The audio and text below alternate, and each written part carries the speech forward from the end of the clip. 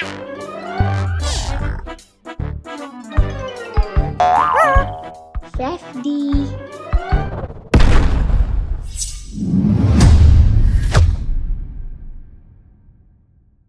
மீட்பு பணி.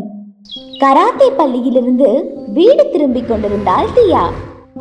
அப்போது ஒரு பூனையும் அதன் குட்டியும் முள்கொடியில் சிக்கிக் கொண்டதை அவள் கவனித்தாள். உடனே தியா வீட்டிற்கு ஓடி சென்று தன்னுடைய தாத்தாவை அழைத்தார். பூனையையும் குட்டியையும் மீட்பதற்கு தாத்தாவும் தியாவும் சேர்ந்து உதவினர். தியாவின் நல்ல மனதினை குடும்பத்தினர் பாராட்டினர்.